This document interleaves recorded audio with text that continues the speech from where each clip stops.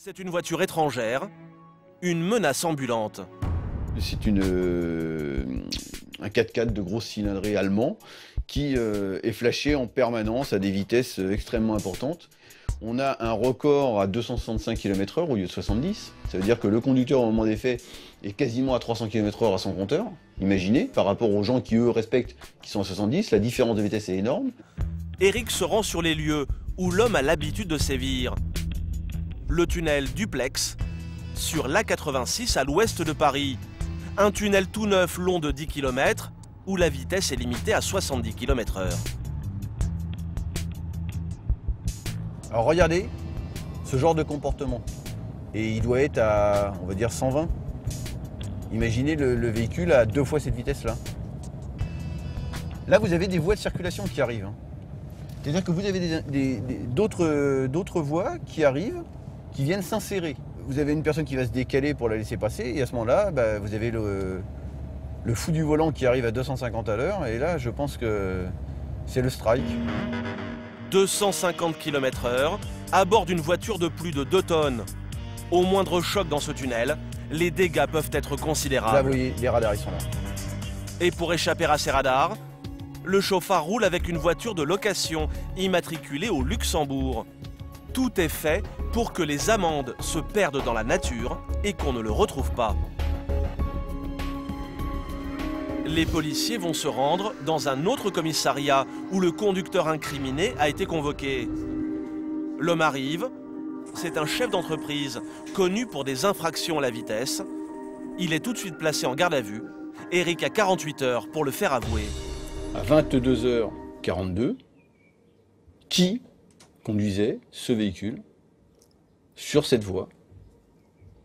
Donc, est-ce que vous êtes en mesure de me communiquer les ordonnées du conducteur? Non, pour les mêmes raisons que tout à l'heure, Vous ne voyez pas, vous ne savez pas. L'homme ne lâche rien. Le véhicule est loué par sa société. Selon lui, n'importe lequel de ses employés aurait pu le conduire. Et parfois, la voiture, elle est sur le parc. Voilà, elle est sur le parc.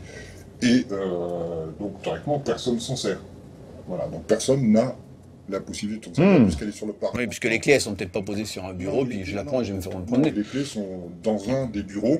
J'ai toutes mes clés de camion et toutes mes clés de voiture. Donc si quelqu'un a les clés de ma société, il peut rentrer, peut prendre les clés. Mais Eric a d'autres arguments pour prouver que l'homme aurait selon lui été au volant. Son téléphone portable a été géolocalisé au même endroit que le véhicule au moment des infractions. On peut vous sortir les géolocalisations de votre portable, ça représente 400 pages. Nous, on a fait une étude de la totalité, et moi je vous le dis aujourd'hui, c'est scientifique, c'est technique, c'est indiscutable.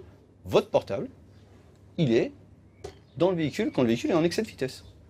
Donc c'est quoi l'explication là? Parce que moi je vous entends, vous me dites, comment vous l'expliquez? Je n'en sais rien.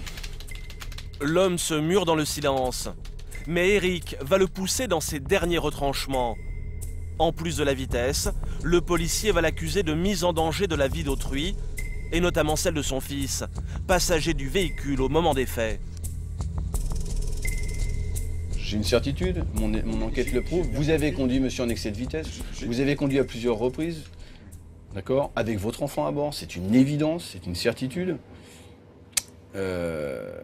Pour moi, vous avez mis en danger la vie de votre enfant, en plus des autres usagers, parce que les autres, à la limite, que ça vous importe peu, je veux bien. La vie de votre fils, quand même, ça devrait un petit peu vous éveiller.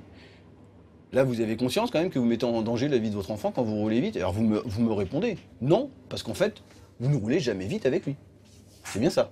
Si je vous comprends, vous n'êtes jamais en infraction d'excès de vitesse. Pas aux vitesses excessives comme vous parlez. Après 7 heures d'audition, l'individu n'a pas avoué. Les policiers n'ont rien pu en tirer. Le mec, il lâche rien. Il lâche rien. Donc on verra comment ça va se passer, si ça se passe bien ou mal. On verra ça. L'individu passera la nuit en cellule, en attendant d'être déféré devant le procureur le lendemain. Une petite seconde. Mes respects, madame le procureur. Je sais que vous contestez les faits, mais je vais vous expliquer les qualifications que j'ai retenues. Donc il y a quand même le délit de mise en danger de la vie d'autrui par conducteur que j'ai retenu. Il y a 38 grands excès de vitesse, donc supérieurs à 50 km/h en état de récidive légale, ce qui fait que la contravention d'excès de vitesse supérieure à 50 km/h devient un délit, puisque vous êtes en état de récidive légale parce que vous avez été condamné pour la même chose. Donc voilà, ça fait beaucoup d'éléments, et vous persistez dans les dénégations. Donc à un moment donné, il faudra assumer sa responsabilité, je pense, monsieur. Il faut être fou pour rouler à une vitesse pareille. L'homme sera convoqué devant le tribunal dans quelques mois. Il risque 1 an de prison ferme et 15 000 € d'amende. En attendant son jugement, il a l'interdiction de prendre le volant.